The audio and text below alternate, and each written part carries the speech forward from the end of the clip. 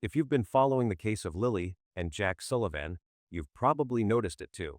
That strange, creeping sense that something about their disappearance felt familiar, not just heartbreaking, not just confusing, but eerily familiar, like we've been here before. Like we've seen this kind of disappearance before. It wasn't long before people started making the connection online. Forums, comment sections, livestream chats. A name kept popping up again and again, one that hadn't been in the headlines recently, but never really faded from public memory. Summer Wells. And not just the case, the pattern. They're calling the case of Lilly and Jack Sullivan as Summer Wells 2.0. And when you line them up side by side, it's hard not to wonder if they're right. Two children, a quiet rural home, no broken windows, no footprints, no witnesses, no screaming, no trace. Lilly and Jack vanished from their Nova Scotia, just gone. But here's the thing, 4 years earlier, a 5-year-old girl, same silence, same confusion, same missing timeline, same parental contradictions. Summer Wells, 2 cases, 2 countries, too many coincidences, and maybe not a coincidence at all. The case of Summer Wells. Let's start with the earlier case. Her name was Summer Moon Utah Wells. She was only 5 years old when she vanished. She had blonde hair, a bright, wide-eyed stare, and a small, energetic frame. Family members described her as full of life, playful, always in motion, a country kid who loved being barefoot outdoors, and above all, she was deeply attached to her mother. Never strayed too far, never wandered off. But on June 15, 2021, that all changed.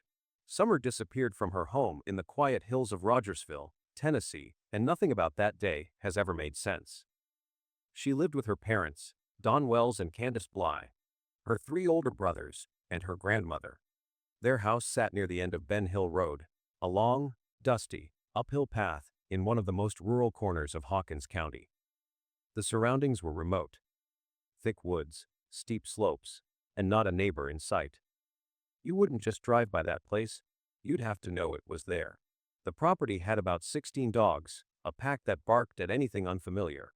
Some people said those dogs were loud enough to alert the family if anyone came close. Others weren't so sure. The house itself was old and a bit chaotic. One of its oddest features was a side entrance that led directly to the basement, a dim, concrete-floored space that doubled as the kids' playroom. That's where Summer was reportedly seen last. According to Candace, the day started out normal. Summer had been helping her grandmother plant flowers outside. At some point, the little girl asked to go inside. Candace said she followed her. Summer was given a piece of candy. Then she told her mom she was going downstairs to the basement to play with her toys. Candace said she called for her a little later, no response. She asked the boys. They said Summer had gone to the basement. But when Candace checked, her daughter was gone. She just vanished, Candace told police. Emergency services were called shortly after. The Hawkins County Sheriff's Office responded first. Then came the Tennessee Bureau of Investigation (TBI). And soon after, FBI agents joined the effort. A full-scale ground and air search was launched within hours. Helicopters flew overhead. Drones scanned the woods. Volunteers combed the hills. It became one of the largest missing child searches in Tennessee history. A K-9 team picked up a scent trail, starting from the basement entrance, across the yard, down the embankment, and ending abruptly at a nearby gravel road. That was it. No further trace. The implication: Summer may have been picked up by a vehicle. But no one saw a car. There were no tire marks. The dogs hadn't barked. Not a single person heard anything suspicious. That same day, a video taken earlier resurfaced. It was a short clip Candace had filmed on her phone. It showed Summer asleep in the backseat of a car. Her head rested against a plastic milk jug. Her skin looked pale. Her body still. Some people wondered, was she really sleeping? Or was there something wrong? That video became the last known footage of Summer Wells alive. TBI quickly issued an endangered child alert, later upgrading it to an AMBR alert. But critics pointed out that the delay between the twos may have cost valuable time. In cases like these, Every minute counts, and not every agency agreed on how to treat the situation early on. The case was first classified as a missing child, not an abduction. That decision still draws criticism today. There were no surveillance cameras in the area, no traffic cams, no Ring doorbells, and there were no eyewitnesses. No one saw Summer leave. No one saw her taken. And no physical evidence, no blood, no clothing, not even a footprint was ever recovered. Suspicion turned inward, to the house, to the people inside it. Candace gave interviews in the weeks following Summer's disappearance, but her tone struck many as flat, emotionless. Some details in her account changed. Online sleuths picked apart every word. Don, Summer's father, took a different route, appearing on YouTube live streams, sometimes drinking, sometimes crying, sometimes contradicting himself. His criminal record, including domestic violence and drug-related arrests, didn't help his credibility. The three brothers, all minors, were eventually removed from home by Child Protective Services. No public explanation was given. Summer's grandmother, who had been right there during the flower planting, also slipped from view. She left town not long after and rarely spoke about the case again. Investigators floated several theories. The first, that Summer had wandered off and gotten lost. But the terrain was steep, the dogs would have noticed, and no evidence supported that scenario. The second theory, a stranger abduction. But that too had problems. No one unfamiliar had been seen in the area. The road was hard to access. And the house, with all those dogs, wasn't an easy target. The third, and most haunting, was that something happened inside the house. An accident, a panic, a cover-up. It was never confirmed, never officially pursued, but it lingered, especially online. On June 26, nearly 2 weeks after the disappearance, TBI announced they were looking for the driver of a red Toyota pickup seen near the area. No one came forward. That lead went nowhere. July, the active search had slowed. Tips dried up. Hope faded. Summer's birthday passed in 2022, then 2023, then 2024. There were no arrests, no discoveries, no resolution.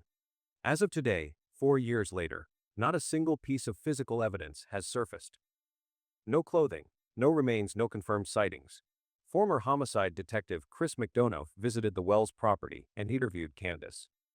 He later said the home was unsafe for children, structurally, emotionally, and environmentally. He also noted troubling inconsistencies in her story. He didn't believe Summer walked away on her own. Other experts agreed. They said too much was missing. Too many things didn't add up.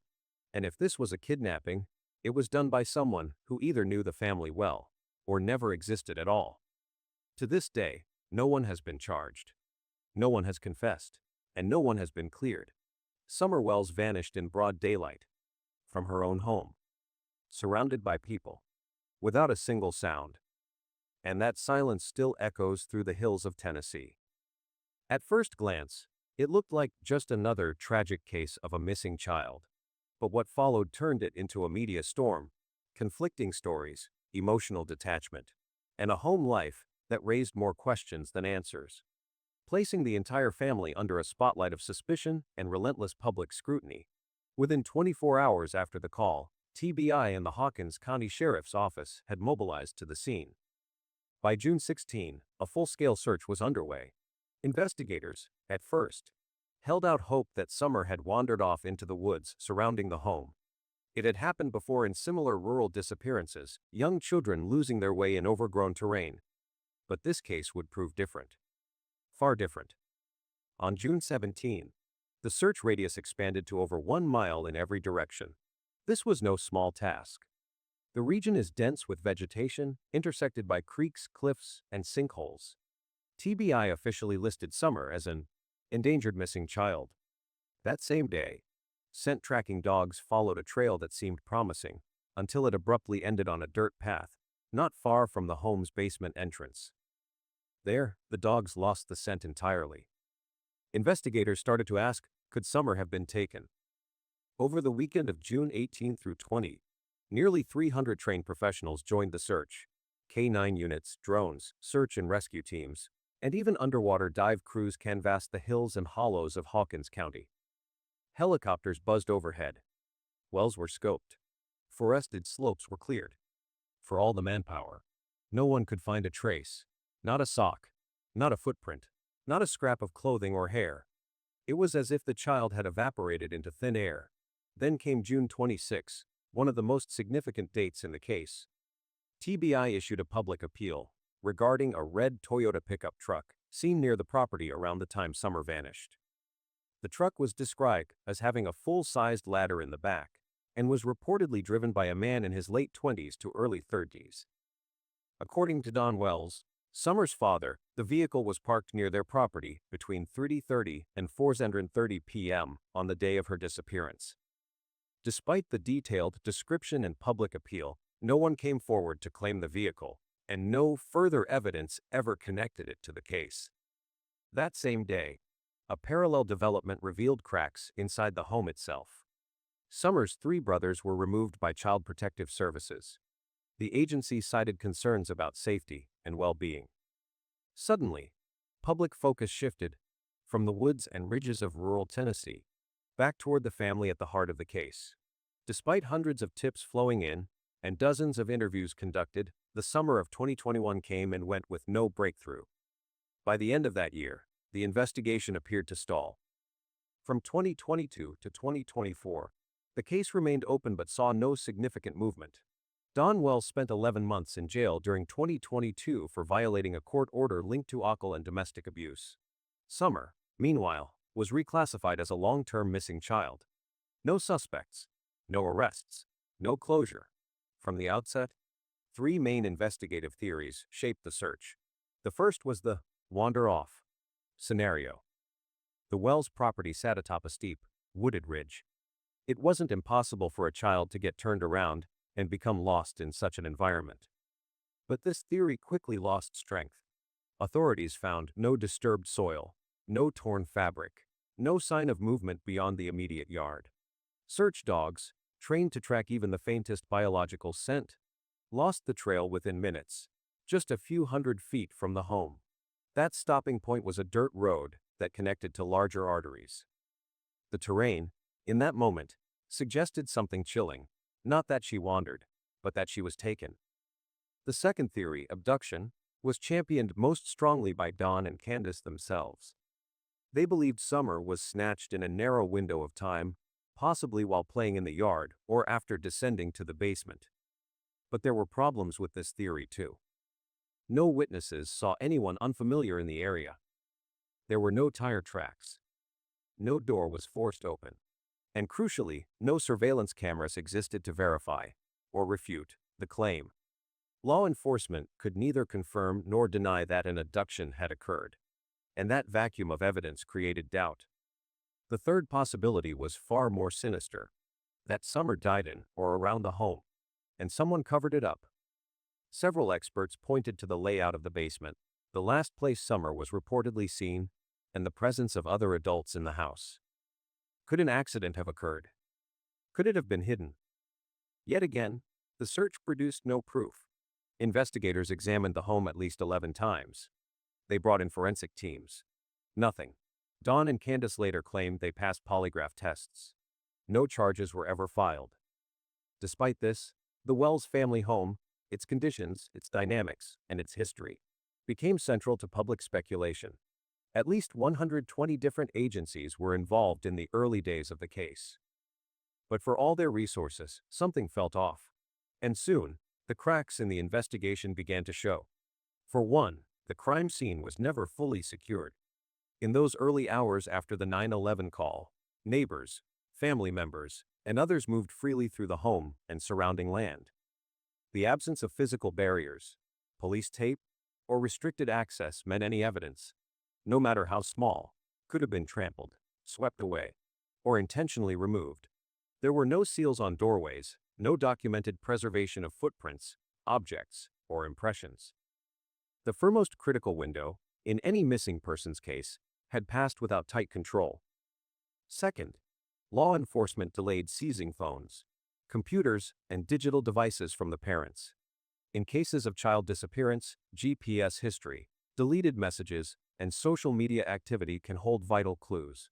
But by the time devices were collected, days had passed.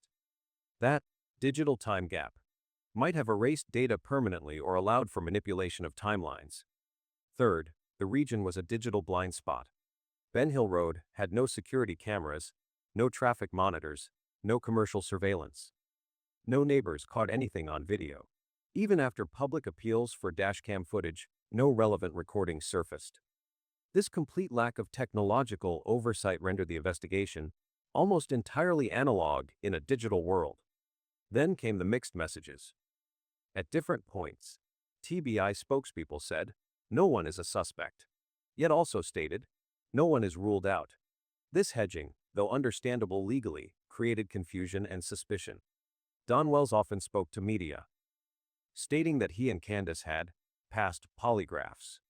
Yet authorities never confirmed this publicly. The inconsistency left the public unsure who believe, and eroded confidence in the process. What's worse, despite all the work, Leavenhouse searches, hundreds of hours in the field, KD-9 deployments, dive teams, helicopters, drones, not a single piece of physical evidence was found. No clothing, no DNA, no forensic trace, nothing that could pivot the case toward a specific suspect or scenario. Media coverage only complicated matters. Don and Candace appeared in multiple interviews, frequently changing their stories or contradicting each other. Candace described the day Summer vanished using vague terms like, literally, just, and, I guess. These fillers, while common in casual speech, often appear in fabricated or rehearsed accounts. And yet, no restraining order was placed on public statements. The lack of media control allowed misinformation to circulate freely. By late June 2021, the momentum behind the search had visibly slowed. After the red truck alert and the removal of the other children, TBI ceased daily press briefings. Volunteer search crews began pulling out. No new tips generated credible leads. And the attention of law enforcement quietly shifted from active field searches to family assessments, data analysis, and internal reviews. From that point on, Summer's case fell into a strange gray area. It was still open, still active, but no longer urgent, no longer front-page news. Today, years later, Summer's face still appears on missing persons bulletins. But there's no clarity, no suspects, no resolution. What began as a massive mobilization has ended in silence. The investigation into Summer Wells wasn't just difficult. It was flawed. Missteps in scene management, delays in evidence gathering, and the absence of a coherent public strategy all added up. In a case like this, the truth doesn't always vanish with the child. Sometimes, it gets buried beneath doubt, distraction, and delay. Inside the house, the behavior of the Wells family raised questions in the public eye. While their daughter Summer Wells had just vanished under mysterious circumstances, many felt the parents' responses were inconsistent, emotionally detached, or even manipulative. Over time, their actions, both during interviews and behind closed doors, only deepened public suspicion and contributed to the case becoming one of the most dissected missing child stories in recent memory. Candace Bly, Summer's mother, was one of the last people to see Summer before her disappearance. From the outset, her statements were riddled with contradictions. Initially, she claimed that Summer had been planting flowers with her grandmother, then went inside the house, grabbed a piece of candy, and went downstairs to the basement to play. Within minutes, she was gone. But as media attention intensified and investigators pressed further, Candace's retelling of these events began to shift. She altered the timeline on multiple occasions, giving different accounts of what Summer did and when she was last seen. In a now infamous walkthrough with YouTuber and former homicide detective Chris McDonough, Candace reenacted the moments leading up to Summer's disappearance. Her narration was filled with filler words like, literally, just, and, actually, terms that behavioral analysts often flag as signs of a fabricated or rehearsed account. More strikingly, Candace walked through the home with remarkable speed and confidence, as if she had memorized a script. She described Summer disappearing into the basement in under 2 minutes. Yet the walkthrough took significantly longer. There was no visible distress, no emotion. Her face remained still, Her voice even, her eyes often downcast or unfocused. Observers noticed how Candace avoided eye contact and often gave short, dismissive answers when asked emotionally charged questions. Her demeanor didn't match that of a grieving, frantic mother. Instead, she came across as distant, flat, and at times even annoyed.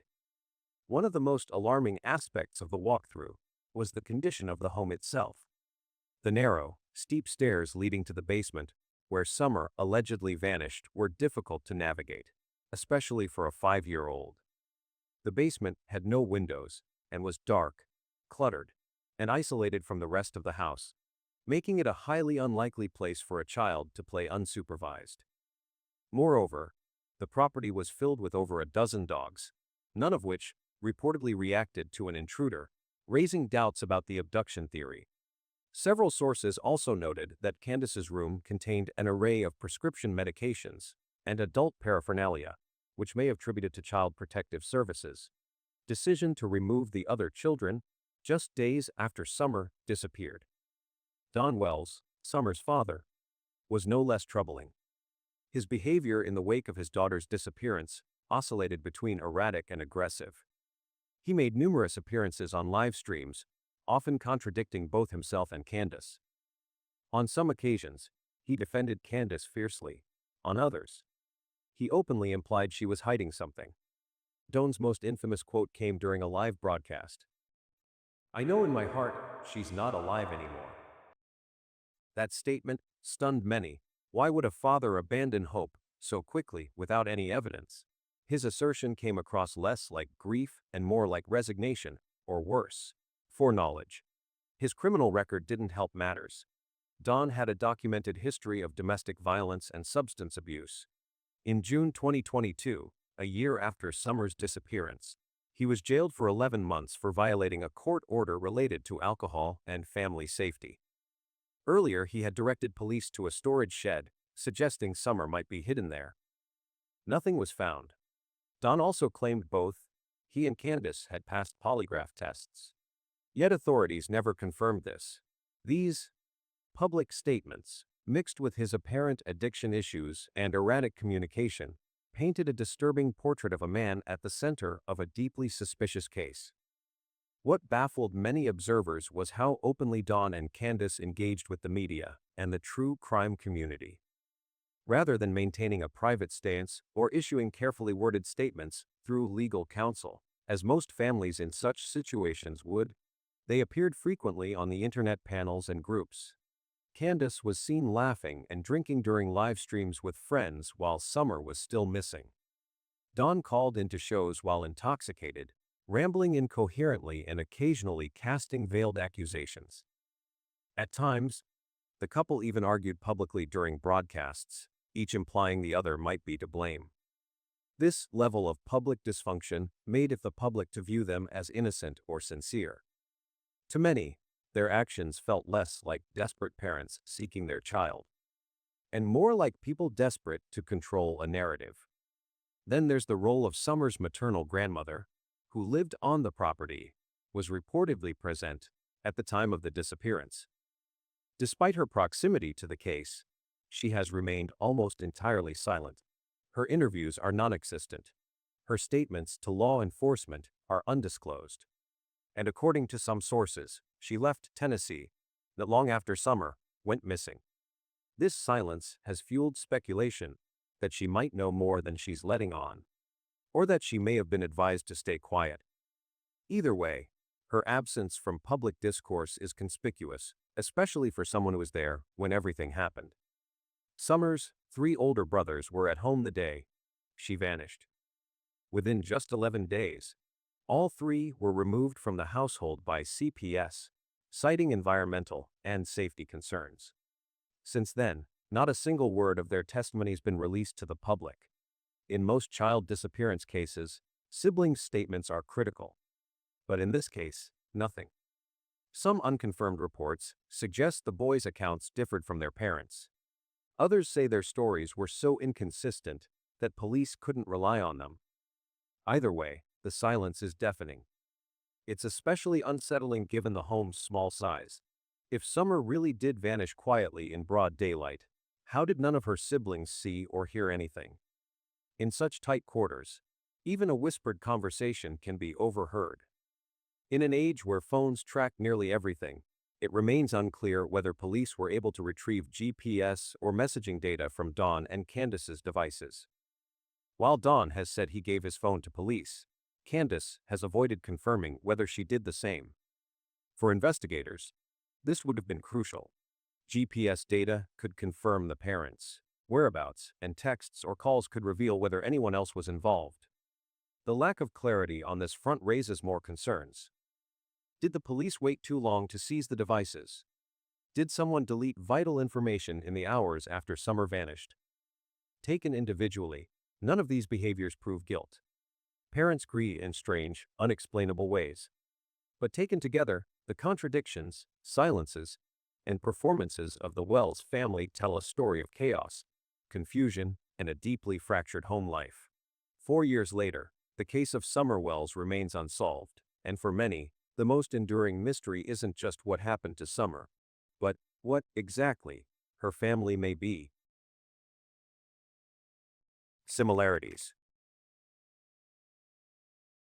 The disappearance cases of Summer Wells and Lilly and Jack Sullivan have gripped audiences, not only because of the missing children, but because of the people left behind and the questions they refused, or failed, to answer. Though these two cases occurred in different countries and under different circumstances, the similarities are hard to ignore, and the differences are equally revealing. Together, they expose the cracks in how we investigate, understand, and respond to children vanishing from their own homes. In both cases, the family members were the last to see the children, and no one outside the home could independently verify the events that led up to the disappearance. This made the parents and guardians not just witnesses, but potential suspects in the eyes of the public and law enforcement. The lack of external observation created a closed circle, one where those with the most information were also the least reliable. In such conditions, trust collapses. Every word becomes suspect. Another troubling similarity is the total lack of physical evidence. Neither case left behind a trace, no signs of forced entry, no broken items, no blood, no torn clothing, no obvious trails. It's as if the children vanished into thin air. This eerie absence deepens suspicion.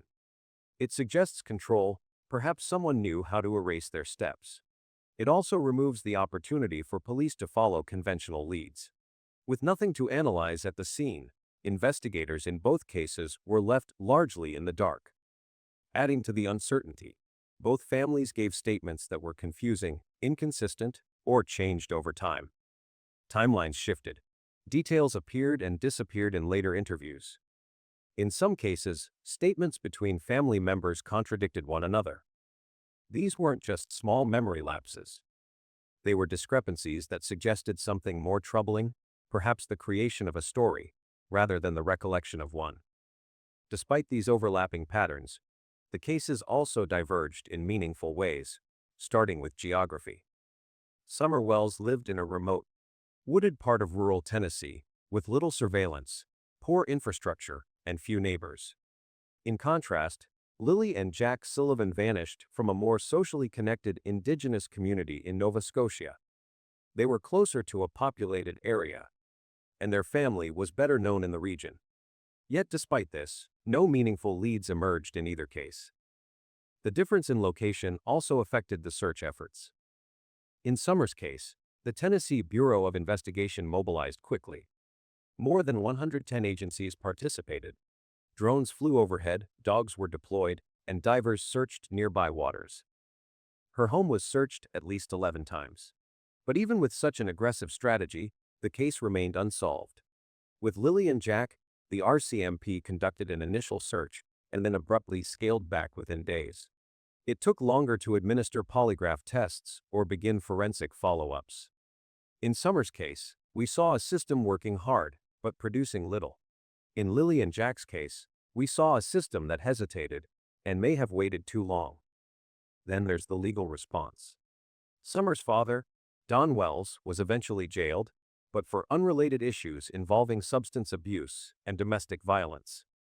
No one was ever charged in connection to her disappearance. Similarly, in the Sullivan case, no formal charges have been filed, but the level of social pressure and community suspicion has been higher. The mother, Malaya, has faced intense criticism, and police have conducted repeated interrogations. The community has not let the case fade quietly. Yet legally, both cases remain frozen, because without a body, without hard evidence, the law often has no tools to act. These cases don't just represent missing persons, they highlight disturbing blind spots in how our legal systems, communities, and public discourse handle the disappearance of children. These cases reveal more than individual tragedies. They expose systemic flaws that leave children vulnerable and families unaccountable. Both cases show a chilling truth. Children can vanish from their own homes, without witnesses, without surveillance, and without legal accountability. In both cases, the last people to see the children alive were their own parents or guardians. There were no confirmed outside witnesses, no video evidence, and no clear physical trace of a crime scene. And because no bodies were found, no charges were filed. This shows a gaping legal loophole. Without a corpse or DNA evidence, it becomes nearly impossible to hold adults accountable, even when they were the last to be seen with the child. These children vanished into what we can only call a legal gray zone.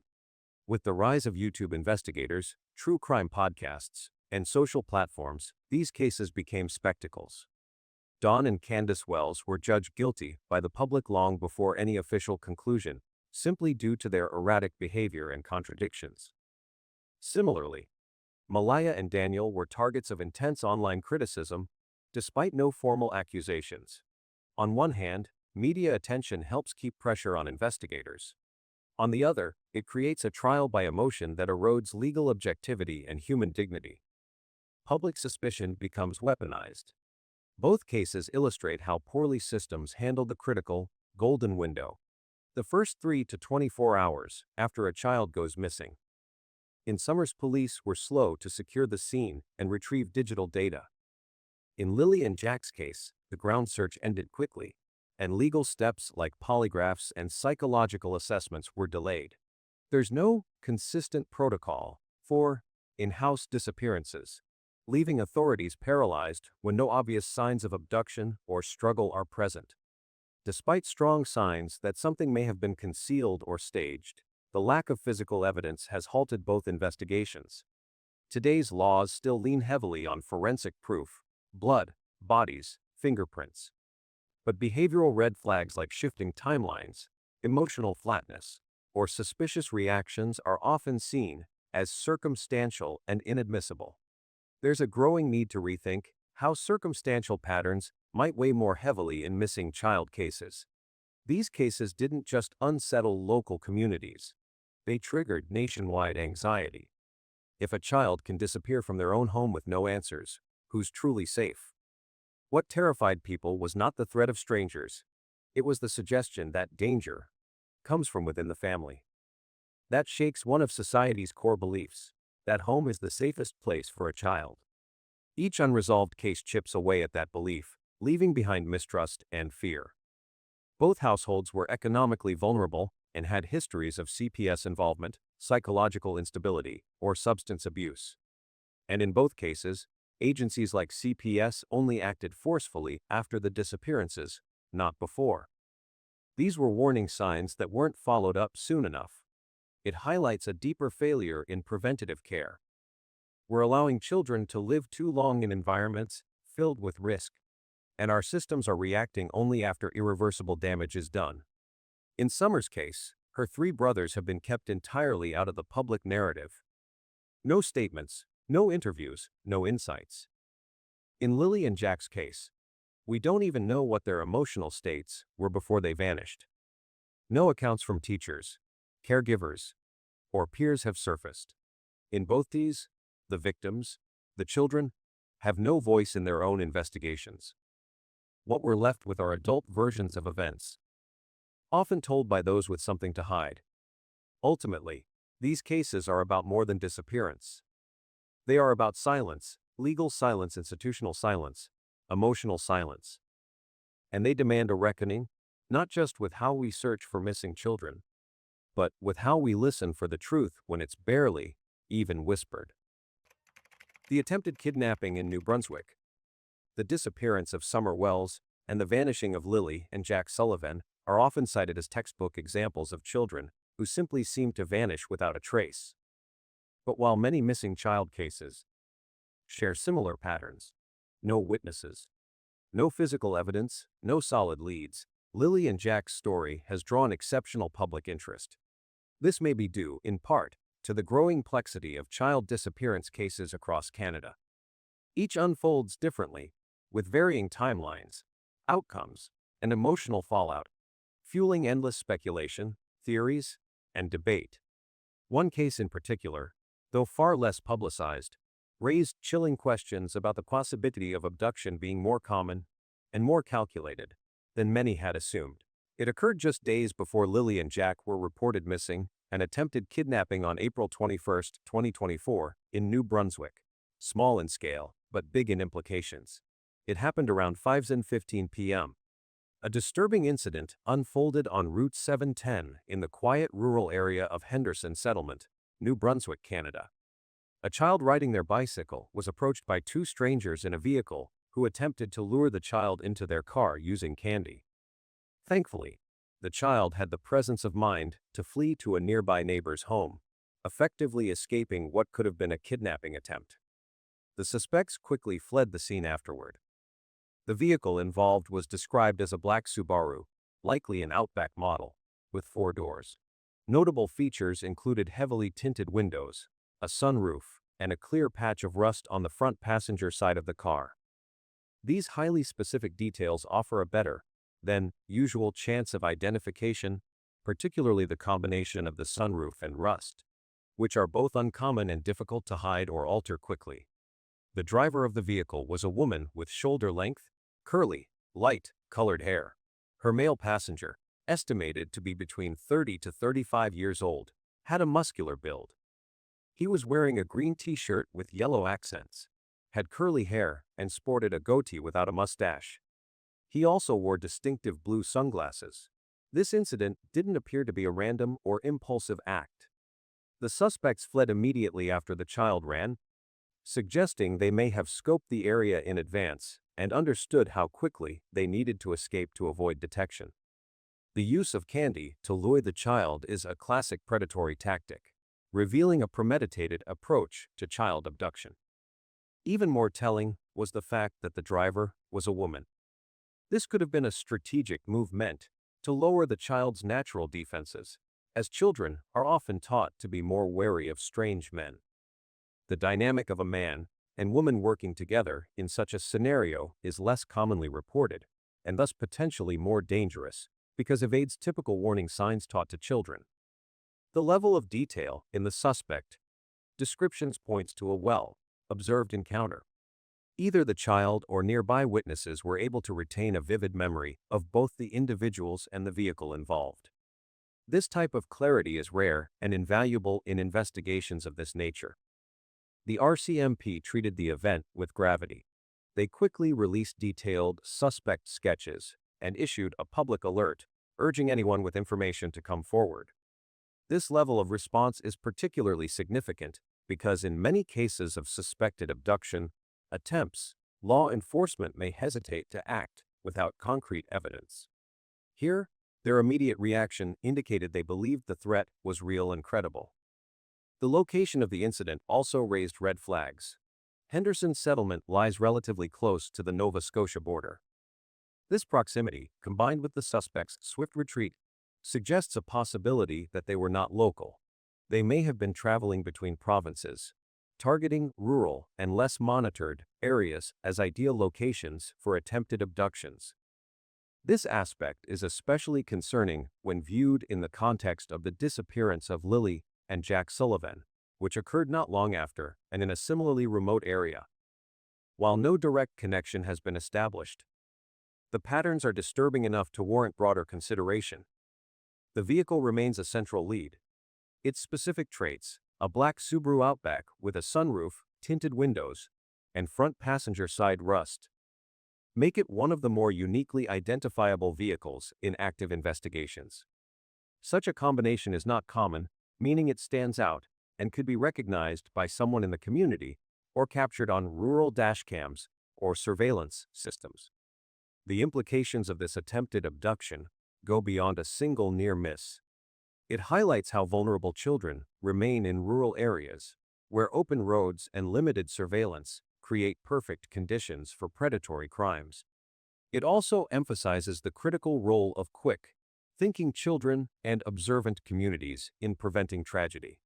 As the RCMP continues to search for leads, they have called on the public to remain vigilant and report any sightings or information related to the vehicle or suspects. This case is a stark reminder that while not all dangers come to fruition, the intent alone is cause for alarm and action. In the comparison with the case Lilly and Jack Sullivan, which were reported missing from Wikokomock First Nation, Nova Scotia. These two events occurred within close geographical and temporal proximity, prompting concern that they may be more than isolated incidents. When similar events occur close together in both time and location, the possibility of a connected pattern or shared perpetrator becomes more significant. Henderson Settlement and Wikokomock First Nation are both rural areas in eastern Canada. The driving distance between them is about 4 hours, placing them well within the range of a mobile offender. Both communities are located near major highway routes, including Highway 104 and the Trans-Canada Highway, which offer quick access for individuals attempting to move swiftly between provinces. This geographical link is particularly concerning because it implies that the same suspect or suspects could feasibly target children across multiple jurisdictions without raising immediate red flags.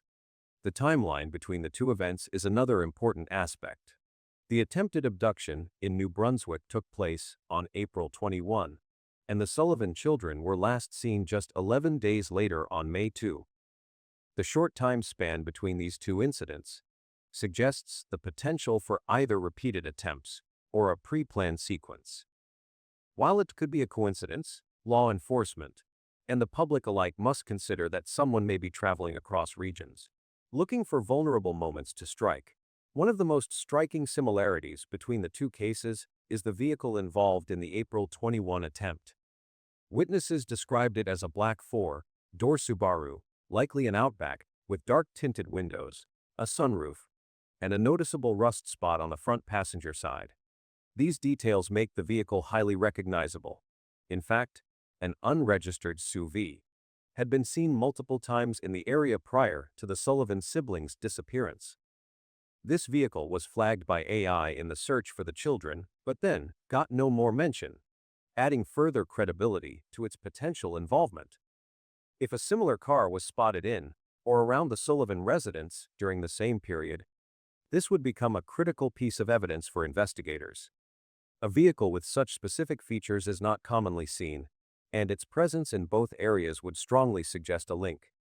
The tactics used in the April incident also raised red flags. The suspects attempted to lure a child into the car by offering candy, a method often associated with calculated and premeditated child abduction. More notably, the vehicle was driven by a woman with a male passenger. This detail is unusual but significant, as having a woman in a visible role can reduce suspicion and make children more likely to approach. In many documented abduction cases, women are used as part of the grooming and manipulation process to create a false sense of safety. Their behavior during and after the attempted abduction shows further planning. The suspects fled the scene immediately once the child resisted and ran for help. This suggests they were not only watching the area, but had a clear escape route in mind. Such behavior is characteristic of offenders who are familiar with law enforcement response times and the risks of being caught. It is not the act of someone who is acting impulsively, it is the behavior of individuals who have likely done this before or are prepared to act again. Both Henderson Settlement and Wikokomock First Nation are located near major transportation arteries, specifically Route 710, Highway 2, and Highway 104 for the former, and the Trans-Canada Highway for the latter. These highways allow for quick and easy travel between rural communities. And for anyone planning to commit such crimes, they offer convenient escape routes. A suspect could quickly leave the scene and cross Porthoswoods before authorities even begin an organized search. The profiles of the victims in both cases also align. In the New Brunswick incident, the target was a young child riding a bike alone. In the Sullivan case, Lilly and Jack were reportedly playing unsupervised near their home. These brief moments of vulnerability, where children are left without direct supervision, are exactly the types of situations that predators exploit. It doesn't take long for a child to disappear, and both cases highlight the dangers of even short gaps in adult presence. The gender pairing of the suspects in the New Brunswick case is also worth noting. While female perpetrators in abductions are less common, they are often involved in planned kidnappings. Their presence helps lower the guard of the child, and possibly bystanders. If a similar pairing were ever linked to the Sullivan case, it would further substantiate the theory of a mobile, organized duo targeting children across provinces. One of the most troubling aspects of both community efforts to locate missing children. The absence of alerts in these cases may have cost valuable time and raises questions about the criteria used by each province to issue them. It also reflects the systemic gaps in Canada's emergency response to child endangerment, especially in rural or Indigenous communities. However, unlike the previous case, the disappearance of Lilly and Jack Sullivan was met with more confusion and concern. But as more details came to light, the theory that a stranger abducted them began to unravel. In fact, a closer examination of the case shows that such a theory is not only weak, but also inconsistent with the available facts. One of the most telling signs is the complete absence of witnesses. No one in the Sullivan neighborhood reported seeing any strange person or unknown vehicle near the house during the time the children disappeared. This wasn't a bustling urban area. It was a quiet, rural community where people notice outsiders. If a stranger had been lurking around, someone would have seen something. But no such reports were ever made. The lack of surveillance footage adds to the skepticism. Not a single dashcam, home security camera, or street cam captured any suspicious activity or movement involving the children. Even the final verified image of Lilly and Jack from a nearby house camera showed nothing unusual, no adult near them, no one following. In an era where even small towns have security cameras, the absence of any visual evidence is more than just bad luck. It's a red flag. Moreover, there were no signs of forced entry or struggle. Police didn't find broken windows, damaged doors, or signs that anyone had forced their way into the home. Nothing was overturned or out of place, just eerie stillness. This is especially important because stranger abductions almost always involve some kind of break-in or physical disruption. Here, there was none. A strong parallel can be drawn from a related case involving a dog named Hazel. Hazel was found dead from exhaustion after apparently following a child in another missing persons case. This suggests that in cases where kids wander off, animals often follow. If a stranger had snatched Lilly and Jack, it's unlikely they would have allowed any family pet to come along. Or worse, failed to neutralize it. This indirect clue further weakens the possibility of an outside perpetrator. Timing also matters. The children disappeared during daylight hours, when adults were around and people were going about their business. Broad daylight abductions by strangers are incredibly rare, and pulling off one involving two children, without a single person seeing or hearing anything, stretches credibility to the breaking point. Equally strange is the absence of physical evidence pointing to a vehicle. There were no strange tire marks, no footprints from unfamiliar adult shoes, no damaged grass or disturbed ground where a car may have parked. When children are abducted by strangers in vehicles, there are usually some forensic leftovers. Here, there were none. And let's talk about motive. Most stranger abductions are driven by either ransom, sexual exploitation, or human trafficking. But there were no ransom demands, no suspicious texts or calls, no financial activity, and no indications that the children were being watched or targeted prior to that day. Taking both children at once is highly unusual. It increases the risk exponentially. And there was no obvious gain. Another important point: the prolonged silence after the disappearance. In most stranger abduction cases, something shows up: a piece of clothing, a lost toy, a blurry photo, anything. But in this case, the trail was cold from day one. There was no sign of struggle, no belongings found, no one coming forward with information. It's as if the kids just vanished into thin air, which only strengthens the theory that the truth lies closer to home. Further casting doubt on the stranger theory are the inconsistencies in the statements given by family members. The mother and stepfather provided conflicting accounts regarding timelines and where the children were last seen. If an outsider had taken the children, it seems the family's account would be more unified. The confusion and inconsistency raise serious questions about what really happened and who really knows. And yet, despite the gravity of the case, RCMP never issued an AMBR alert. That fact alone is telling. AMBR alerts are reserved for cases where law enforcement believes a child has been abducted and is in danger. The failure to issue one suggests that from the beginning, the police did not believe this was a stranger abduction. Their actions, or lack thereof, reflect a different assessment, possibly one that points to someone within the home or family circle.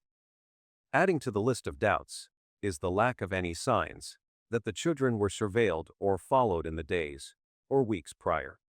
Most calculated abductions involve some form of prior knowledge about the victim's routines. But in this case, there was no indication that Lilly and Jack were being watched or targeted in advance. The absence of premeditation evidence makes it highly unlikely that a stranger was involved.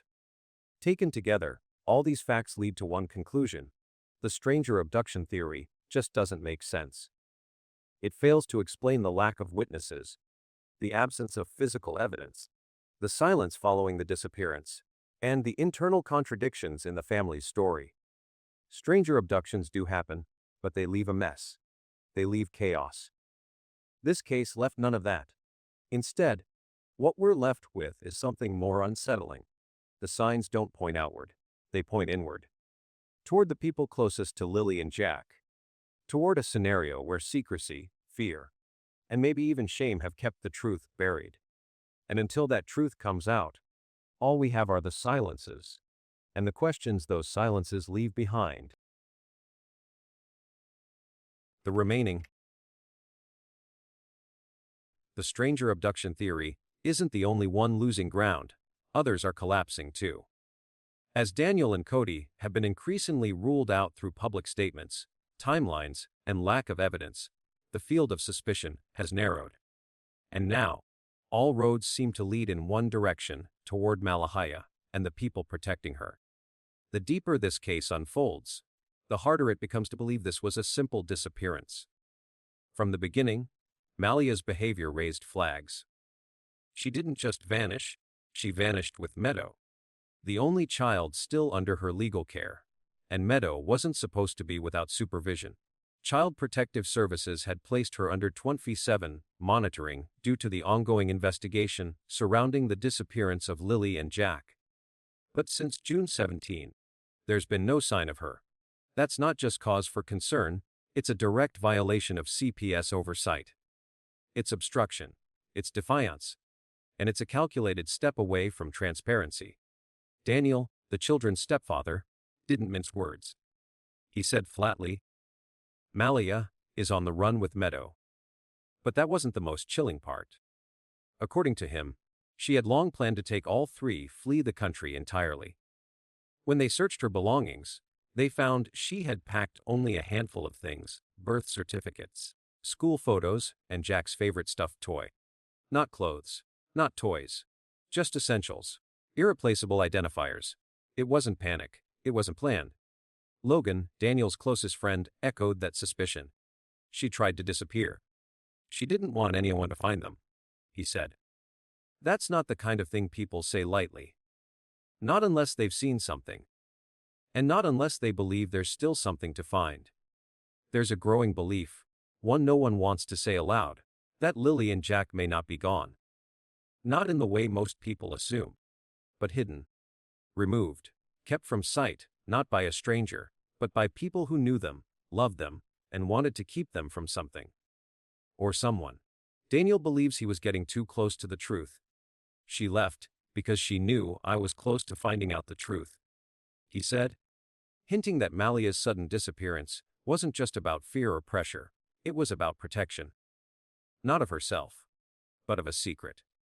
And now Logan has said it outright. I believe the family found them and is hiding them. That's not wild speculation. That's a public accusation from someone who knew the family inside and out. He wasn't pointing to traffickers or strangers. He was pointing to the grandmother. To the maternal side. To the very people who should be crying for justice. And yet, instead of tears, there was silence. Or worse, control. From the earliest stages, Malia's mother Cindy has been accused of shielding her daughter from scrutiny. Shook away her devices. Refused media contact. Drove reporters away from the property. She didn't just avoid helping. She actively pushed others back. That's not normal. That's calculated. And the further investigators looked, the more they found inconsistencies. Daniel and Logan both reported that Malia gave different accounts to different people. She told one story to the police, and another to Daniel. She was vague on where the kids were last seen. She couldn't stick to a timeline. And each time someone pressed, she pulled away. But it's not just about lies or silence. It's also about the lifestyle Malia was living before the disappearance. Community members mentioned her frequent use of cannabis. And there were whispers of mental health concerns, issues never addressed, never managed. Alone, these details might seem minor. But, in the context of a high-stress situation, they become relevant. They speak to her ability, or inability, to make decisions under pressure. Most damning, perhaps, is her complete refusal to engage with the system. Since mid-June, she hasn't shown up for evaluations. She's ignored CPS. She's dodged calls from RCMP. She's become a ghost. Even her own family can't say where she is. Or won't. This silence doesn't exist in a vacuum. According to Logan, Daniel faced backlash the moment he started voicing his concerns. He was harassed, ostracized, and painted as the villain. That's not just family defending family. That's organized resistance. That's protection. And protection, when it comes at the cost of truth, looks a lot like guilt. There's also the timing. On June 20, Daniel had a meeting with child welfare authorities. That same day, Malia vanished. If it was just fear, why then? Why not before? Unless she knew something was coming. Unless she sensed the walls closing in. That's not all. In the days leading up to her disappearance, CPS reportedly struggled to even access Meadow. They weren't allowed to see her directly. This wasn't after she ran. This was before. Again, not panic, preparation. Every time Daniel tried to reach out, Malia shut him down. The moment he asked about Meadow or the other kids, she ended the call. Cut the thread. He was someone who lived with her, who knew the rhythms of that household. If there was anyone who could have put the pieces together, it was him. And she made sure he couldn't. And while all this unfolded, a subtle campaign was underway online. Certain accounts began defending Malia, attacking Daniel, and painting a picture of an overwhelmed mother pushed to the edge. But there's reason to believe some of those voices were not random supporters, they were family. Accounts traced back to known individuals. People close to Cindy. Close to Malia. And then there's the quiet. This wasn't a crowded city. It was a small rural community. Neighbors would have noticed if a strange car pulled in. But no one did. No strangers, no tire tracks, no screams, no panic. Just two children. Gone. That's the most chilling part. The absence of everything. Because it doesn't suggest a chaotic crime. It suggests planning, execution, silence. And so, piece by piece, the suspicion has turned inward. Not toward strangers or unknown threats, but toward the people who were supposed to protect these children. Toward a family that may not be grieving, but hiding. No one has proven it yet. But the signs are everywhere. And maybe, just maybe, that's the only hope left. Because if Lily and Jack were taken by strangers, the odds are grim. But if they were taken by family, if they're being hidden out of fear or misguided protection, then maybe they're still alive. Maybe they're waiting. And maybe someone still knows exactly where they are. There's a reason these cases haunt us. It's not just the silence they leave behind, it's the truth they force us to confront, that children, the most innocent and defenseless among us, can vanish in plain sight. That a front yard, a quiet road, or even a home is never as safe as we like to believe. That sometimes, the people we trust the most are the very ones who fail them. The case of Summer Wells, the baffling disappearance of Lily and Jack Sullivan, and the attempted abduction in New Brunswick all paint the same chilling picture. These aren't just isolated events, they are warnings. In each one, there were red flags missed, systems too slow to react, and moments that could have made the difference but didn't. And by the time the question started, the children were already gone. We learn, painfully, that evil doesn't always wear a mask. Sometimes it smiles, sometimes it stays silent, and sometimes it hides in the very people it is meant to protect. What these cases demand from us, more than sympathy, more than headlines, is action. We need tighter child protection laws that don't require a tragedy to intervene. We need faster and broader alert systems that trigger not when it's too late, but when the first signs of danger appear. We need communities that are trained to notice, to report, and to act, not to assume someone else will. But most of all, we need to remember that behind every name, behind every missing poster, is a child who was loved, a child who mattered, and a child who deserved better. So we hold on to hope, for Summer, for Lily, for Jack, for every child whose story remains unfinished, and we pray, not just for answers, but for their safety, for their peace, for their return. Because, until we know what happened, the only thing we can do is refuse to forget.